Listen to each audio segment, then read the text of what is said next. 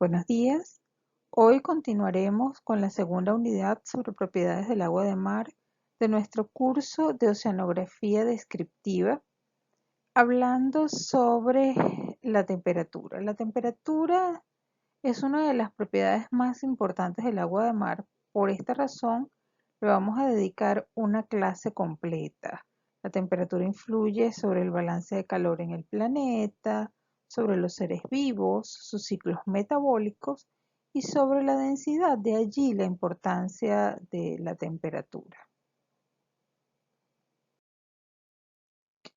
Vamos a hablar sobre el balance de calor en el océano, las variaciones horizontal, vertical, diaria y anual de la temperatura oceánica, los principales instrumentos que se utilizan para medir la temperatura en el océano y las unidades que se utilizan para la medición de la temperatura, pero solamente de las principales. Hay muchísimas unidades para medir la temperatura, pero vamos a hablar solo de las más usadas en ciencias marinas. No podemos hablar del balance de calor en el océano sin hablar de la interacción océano-atmósfera-tierra. El océano no se encuentra aislado, está en permanente contacto con la atmósfera y con la tierra. Esa constante interacción durante el ciclo hidrológico influye en el balance de calor en el planeta. El balance energético de la Tierra describe cómo la energía entrante del Sol es utilizada y devuelta al espacio. Si la energía entrante y saliente están en equilibrio, entonces la temperatura de la Tierra permanece constante. Es decir, tanta cantidad de energía ingresa al planeta, esa misma cantidad de energía debería salir para que la temperatura del planeta se mantenga constante.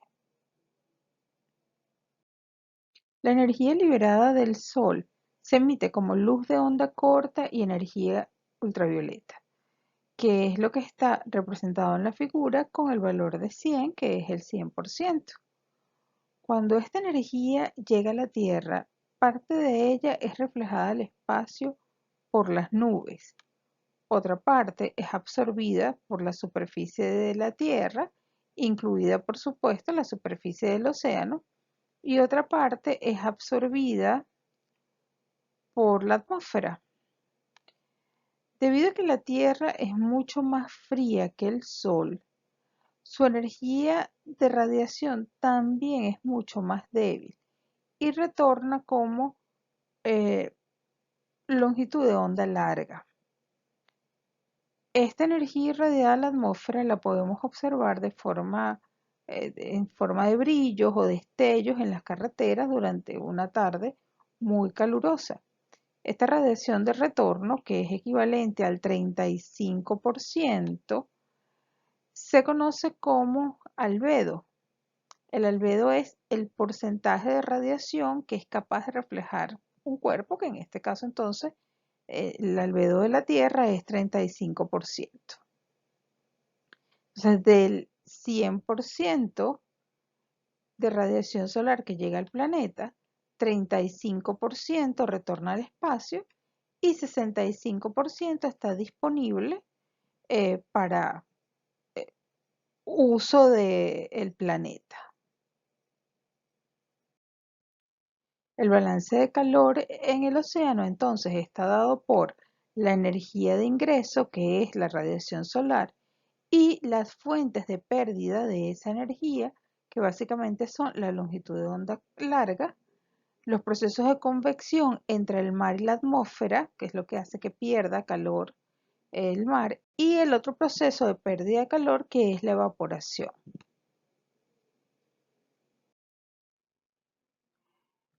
El ángulo de inclinación de la Tierra también tiene un gran impacto en la radiación solar que incide en la superficie. Fíjense, por ejemplo, que no es igual el ángulo de inclinación en la zona ecuatorial al ángulo de inclinación en la región polar. En la zona ecuatorial, la concentración es mayor que en la zona polar. La radiación solar que viene del espacio exterior y que incide en la Tierra es llamada irradiancia extraterrestre. Esta irradiancia es una relación entre la energía del Sol, el área de la esfera solar, y el área de la esfera que pasa por un punto de interés. Es relativamente sencilla de calcular. La energía solar es la multiplicación de la constante de Stefan Boltzmann por la temperatura superficial del Sol en Kelvin. El área de la superficie solar es 4pi por el radio del Sol y el área de la esfera que pasa por un punto de interés es en promedio la distancia Sol-Tierra, que la tienen acá, multiplicado por 4pi, que eso se simplificaría. Entonces, simplemente el radio del Sol entre la distancia Sol-Tierra elevado al cuadrado, multiplicado por la constante Stefan Boltzmann y por la temperatura del Sol elevado a la cuarta potencia. La irradiancia al final del cálculo debe darles 1370 vatios por metro cuadrado. Por favor, verifiquen el cálculo. Y este es un valor más o menos 3,5% porque la distancia entre el Sol y la Tierra no siempre es la misma, porque la órbita no es circular. Entonces es máxima en enero, cuando la órbita está más cercana al Sol, y es mínima en julio durante el afelio, cuando la Tierra está más alejada del Sol. A pesar de que la energía que irradia el Sol es la misma, en las altas latitudes el ángulo de incidencia hace que la energía esté menos concentrada. De esta forma entonces, un ángulo de inclinación de 90 grados concentra más la energía solar y un ángulo de inclinación mayor entonces hace que la energía esté más dispersa. A pesar de los 1770 vatios por metro cuadrado que emite el Sol, en la región polar solamente podemos encontrar 684 vatios por metro cuadrado. Esto significa que la Tierra no se calienta igual en la zona ecuatorial que en la región polar. Y eso realmente lo saben ustedes. La consecuencia de esto la podemos observar en la línea roja que describe la distribución superficial de la temperatura en el planeta. Mínimas temperaturas en la zona polar en la cual el ángulo de inclinación de los rayos solares es mayor. Esta temperatura se va incrementando hasta la zona ecuatorial en la cual los rayos solares inciden en un ángulo recto de 90 grados. Lo mismo ocurre en el hemisferio sur, mínimas temperaturas en la región polar por la misma razón y se va incrementando hasta el ecuador, teniendo entonces temperaturas superficiales que varían aproximadamente entre -2 y 30 centígrados. Esta figura nos describe exactamente lo mismo, distribución de la temperatura superficial del agua de mar, para que entiendan, porque es la primera vez que les muestro una figura de este tipo. Ella muestra isolíneas, líneas de igual valor, en este caso sectorizada por colores. Colores iguales representan el mismo valor. Estos tonos azules que ven en la zona polar, entonces corresponde a los mínimos valores de temperatura, y los tonos amarillos y verdes a temperaturas medias, los tonos naranja y rojo a temperaturas más elevadas, y las más elevadas de la escala corresponden entonces a estos tonos rosados. Podemos observar mínimas y cómo se va incrementando hasta la región ecuatorial y luego otra vez disminuye. Exactamente la misma distribución que acabamos de ver en la figura anterior. Ya que el tema de la temperatura del agua de mar es muy extenso y podríamos prácticamente hacer un curso completo sobre él, les voy a recomendar que lean sobre el efecto del movimiento de traslación sobre la temperatura en el planeta, cómo la temperatura del planeta se ve afectada por las estaciones climáticas. Acabamos de ver cómo es la distribución espacial de la temperatura superficial en el planeta, es decir, la distribución horizontal. Ahora vamos a conocer cómo es la variación temporal de la temperatura. Para esto yo he escogido una serie de tiempos del mar Adriático que nos muestra la temperatura media anual a 2 metros de profundidad desde 1899 hasta 2015. La temperatura se representa con los puntos azules y estas líneas que son discontinuas.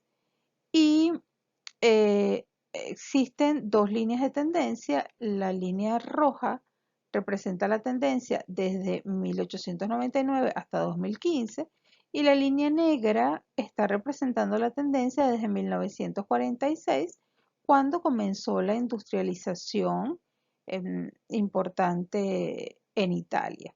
Si observamos, la temperatura superficial del planeta se ha venido incrementando y lo ha hecho con mayor rapidez desde precisamente los procesos de industrialización.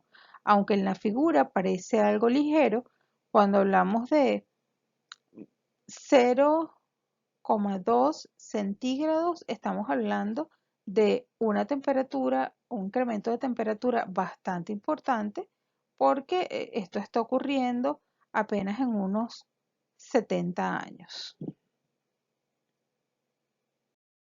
Vamos a cambiar ahora un poco la resolución de esta escala temporal y vamos a hablar a mediano plazo. En este caso, la figura superior representa la temperatura superficial de entre octubre y diciembre del año 2020. Y pueden observar cómo a comienzos de este periodo, o en el mes de octubre, la temperatura superficial era mucho más elevada y a medida que transcurrió el tiempo, ya a finales de diciembre, entonces la temperatura disminuyó en el Atlántico ecuatorial.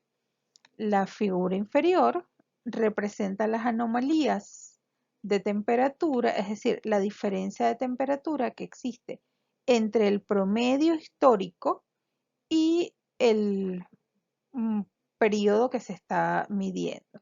Y como las anomalías también tuvieron una variación temporal. Mayores las anomalías durante el mes de octubre y disminuyeron las anomalías hacia el mes de diciembre. Ahora vamos a cambiar todavía, a reducir un poco más esa escala temporal y vamos a hablar sobre lo que ocurre en un solo día. Durante el día, el aire que es más fresco y denso, que se encuentra sobre el océano, se desliza sobre la orilla. A medida que el aire se va calentando por la tierra, se eleva. Debido a esto, en un día caluroso, la zona de la playa es mucho más fresca que las zonas del interior del mar. Pero durante la noche, las brisas soplan de tierra mientras el aire caliente que está sobre el océano se eleva y crea entonces esa celda de circulación que existe en la noche.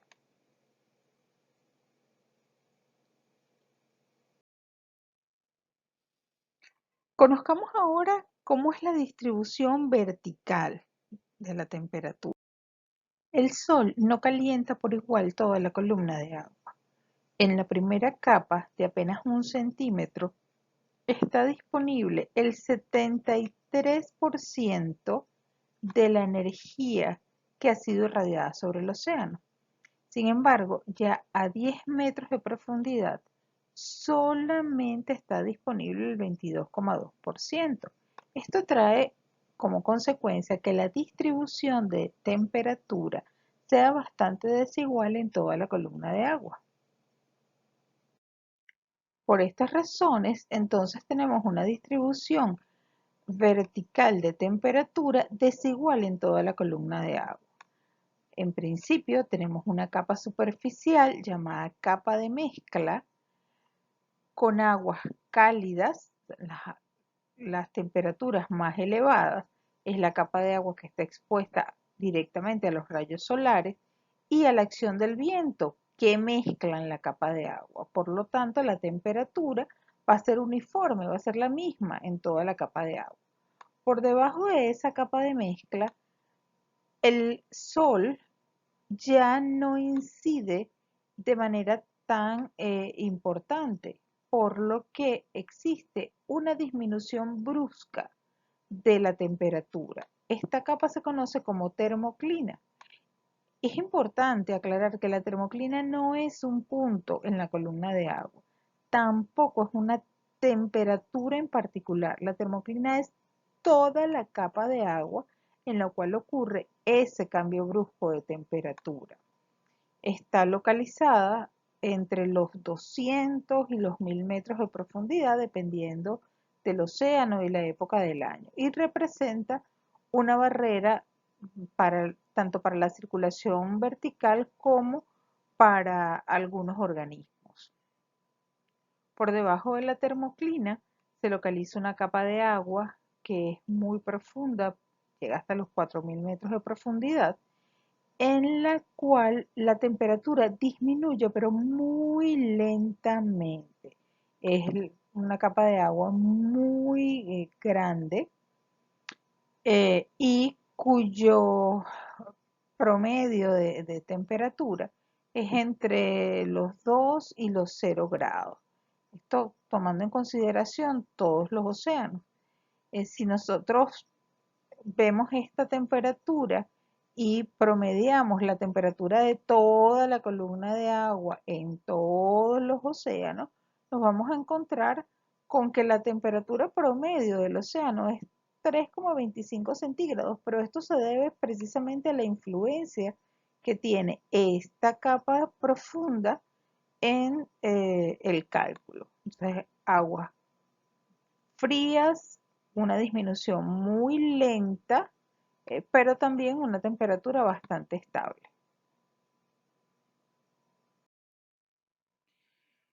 Es importante que aprendamos a distinguir entre dos tipos de columnas de agua que se pueden presentar. Puede existir una columna de agua completamente mezclada. En esta columna de agua no encontramos las capas de las cuales acabo de hablar, sino que presenta la misma temperatura desde la superficie hasta el fondo. Esto puede ocurrir sobre todo durante el invierno en zonas templadas.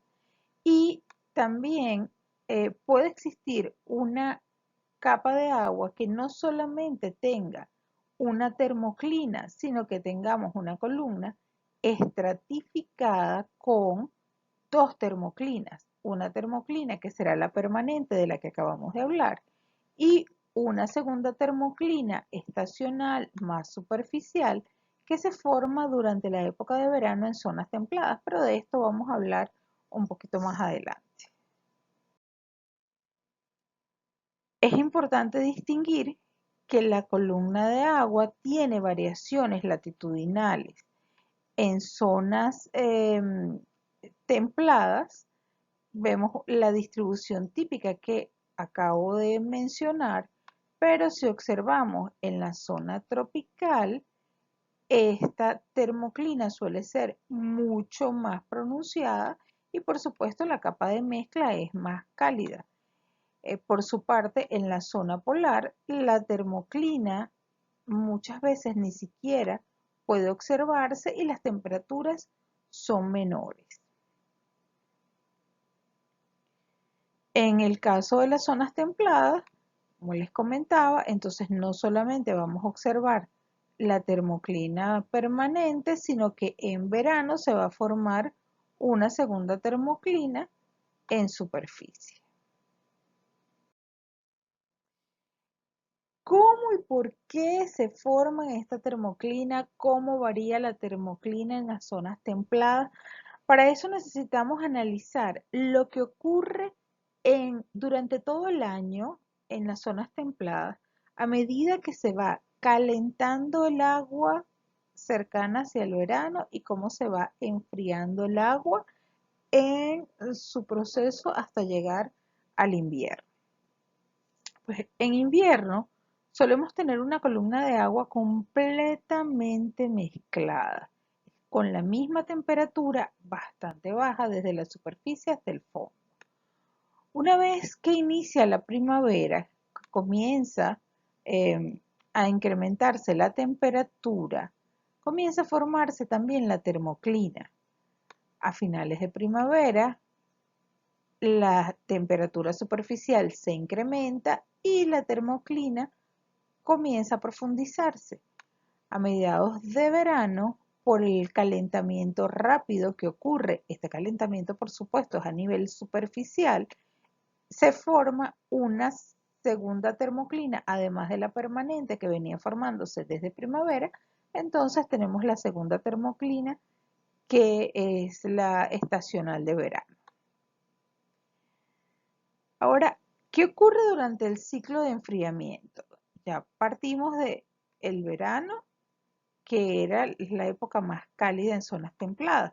En este caso, señalado en la figura de la derecha con el número 1.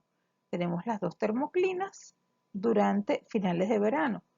Cuando comienza el otoño, que es esta línea señalada con el número 2 azul, los vientos inciden con mayor fuerza sobre la superficie del agua y comienzan a mezclar ya no la capa superficial, sino una capa de agua más profunda y comienza a romperse la termoclina, a desaparecer la termoclina. Realmente el término romperse la termoclina no es el más adecuado, pero sí a desaparecer la termoclina.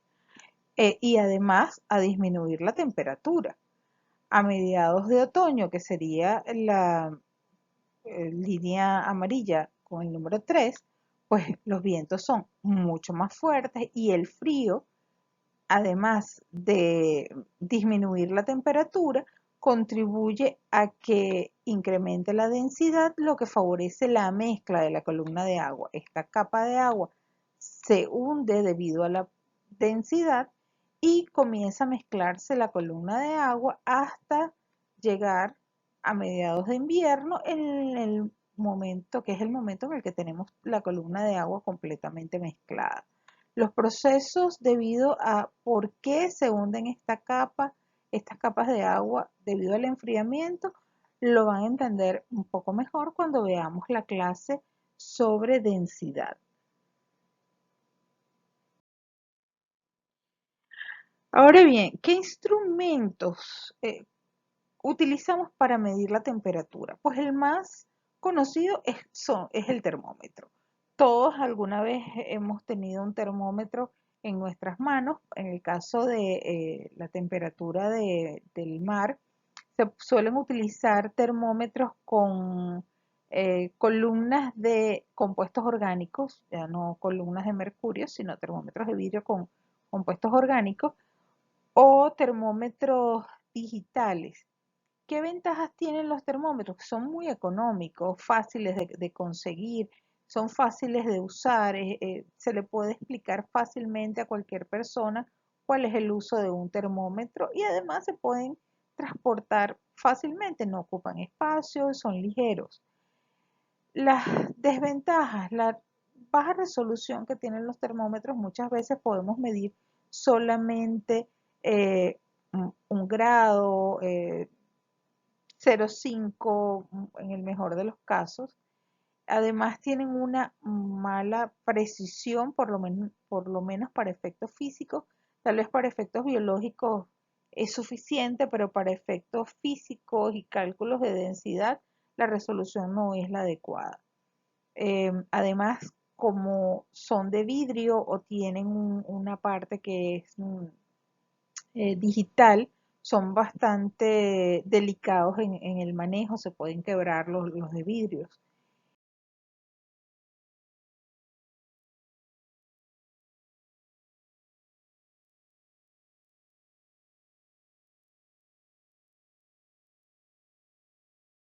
Dentro de la variedad de termómetros que podemos encontrar, existen unos que son particularmente importantes en oceanografía y son los termómetros protegidos y no protegidos. ¿A qué se refiere esto? Cuando deseamos medir la temperatura en elevadas profundidades, existe una variación de temperatura que no es debido a el valor, al calentamiento del lugar, sino a efectos de la presión. Esto se puede eliminar cuando utilizamos termómetros que están protegidos en una cápsula que impiden que tenga el efecto de la presión. Entonces, en las botellas Nansen, ¿recuerdan las botellas Nansen que vimos en la clase de instrumentación? Iban unos espacios donde se colocan estos termómetros y en ellos se puede medir el efecto de la presión sobre la temperatura. Les voy a dejar como tarea para la casa que investiguen cuál es el efecto de la presión sobre la temperatura y distingan entre temperatura potencial y temperatura in situ. Parte de estos termómetros también pueden ser termómetros invertidos, estos que en el momento en el cual llegan a la profundidad y se voltea la botella Nansen, entonces se corta la columna de mercurio, por esto sí son termómetros de mercurio, y queda fijada la temperatura del lugar. ¿Qué ventajas tiene? Bueno, pueden usarse in situ y además en aguas profundas. Es decir, cuando subamos la botella no va a haber ese cambio de temperatura debido al efecto de estar en contacto el termómetro con las nuevas capas de agua. Son de fácil uso y de fácil transporte, pero son de manejo delicado y siempre debe hacerse la corrección de lectura por el efecto de la presión. Estos termómetros realmente en la actualidad no son tan usados. Ahora hay nuevas tecnologías, sobre todo en los grandes barcos, pero es importante que los conozcan.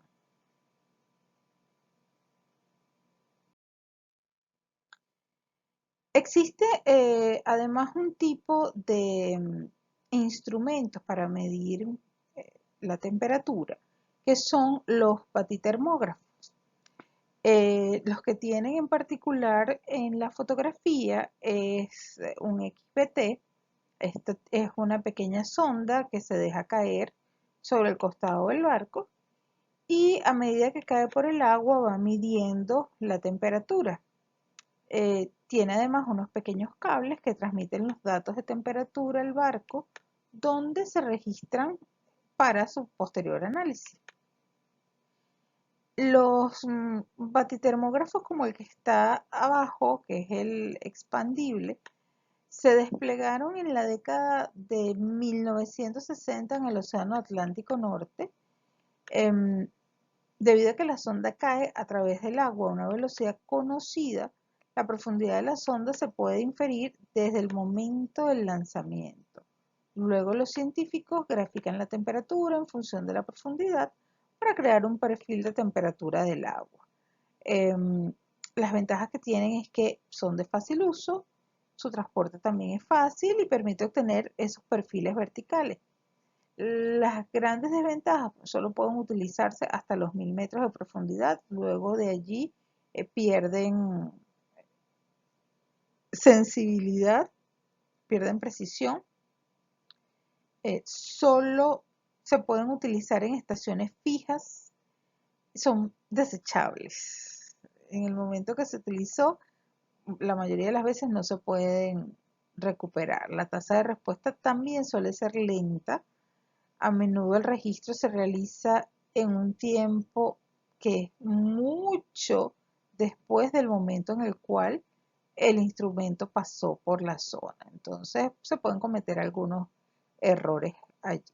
Les voy a pedir que presten atención porque en la parte central ahora voy a mostrarles el lanzamiento de un batitermógrafo XBT, pero no se va a poder repetir el video. Ven cómo cae directamente. Esto es un video proveniente de la NOAA, pero pues lamentablemente no lo puedo repetir. También existen otros instrumentos que tienen ahora una mayor precisión, que también son fáciles de transportar al campo, como las sondas o los electrodos. Tienen la ventaja de que son de fácil uso, también se pueden transportar fácilmente y algunos son multiparamétricos, es decir, no solamente miden temperatura, sino que también pueden medir salinidad, pH, oxígeno disuelto y hay algunos que incluso miden hasta nutrientes.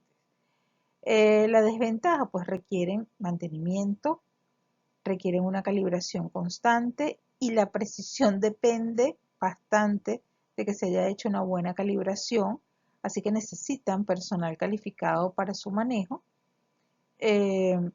Y la profundidad en el que se puede utilizar es bastante limitada. Si bien algunos traen cables expandibles para unos 50 metros, unos 100 metros, la verdad es que la profundidad en la que se pueden utilizar es bastante limitada.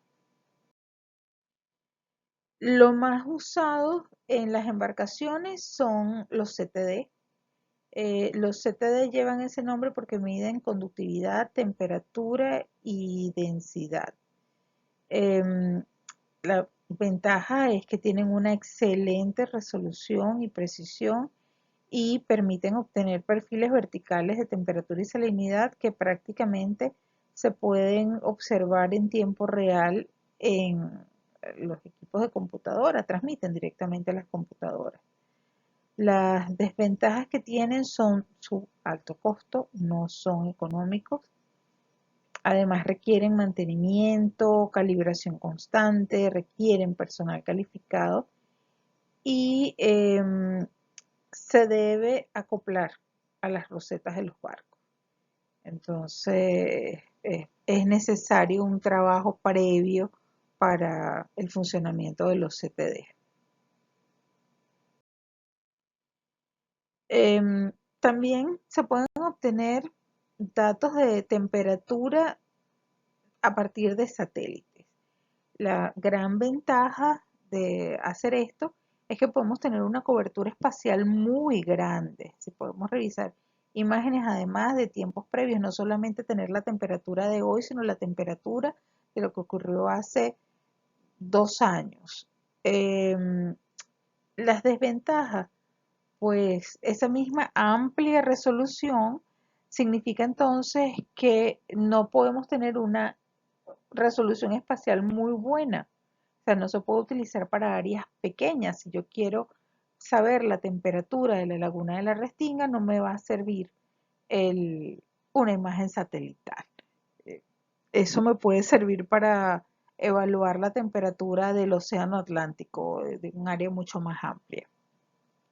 También los costos en el caso de las imágenes, porque no es solamente una fotografía que está tomando un satélite, sino que existe todo un procesamiento digital de la imagen o posterior que se baja, entonces los costos son bastante altos y requiere además personal calificado para poder procesarlo. Entonces no es algo que pueda hacer una persona sin entrenamiento.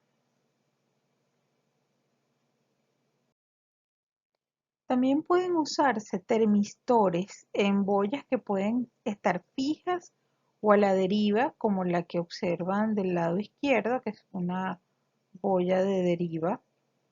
Eh, Estas imágenes que ven corresponden al proyecto Argos que inició en el año 2012 y en la actualidad tiene, y estos son datos del día de ayer, 15 de febrero, tiene 3.908 boyas en todo el planeta.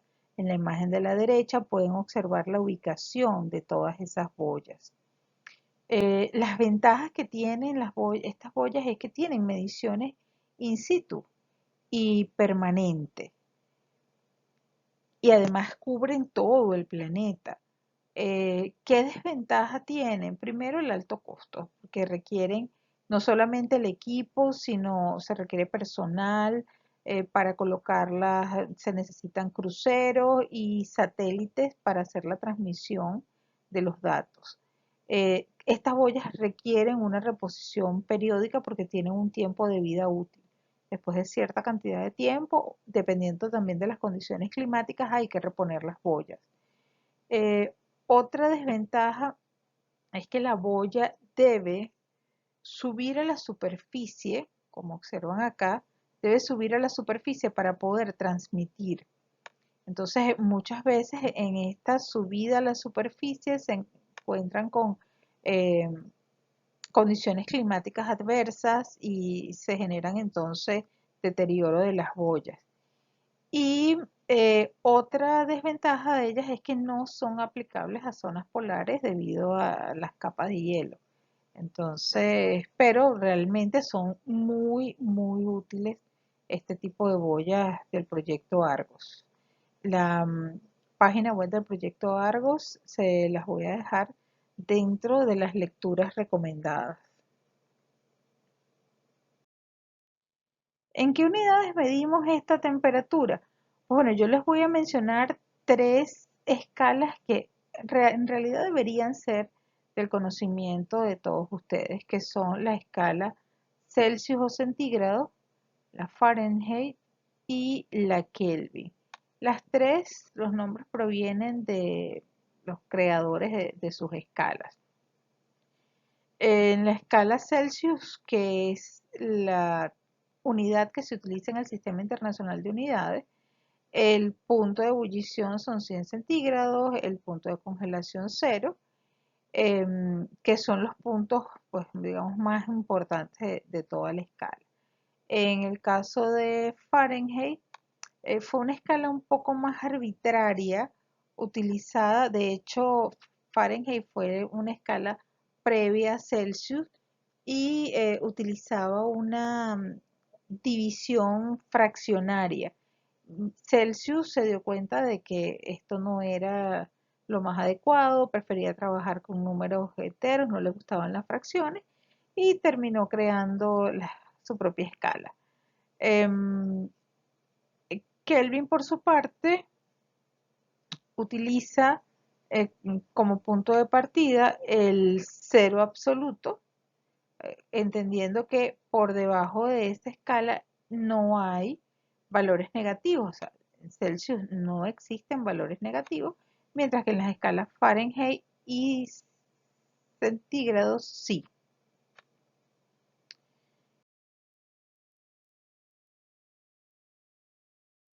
Como en casi todas las clases, les voy a dejar una lista de lecturas recomendadas o enlaces a algunas páginas web interesantes.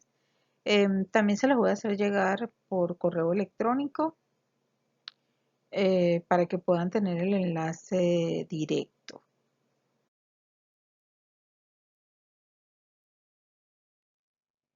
Y me voy a despedir con un pensamiento atribuido a Confucio que dice: me lo contaron y lo olvidé, lo vi y lo entendí, lo hice y lo aprendí. La invitación del día de hoy es para que no se queden solamente con lo que yo les estoy contando, sino que sigan investigando, sigan averiguando, sigan leyendo para que puedan entender y para que puedan aprender. Muchas gracias, nos vemos entonces en la próxima clase.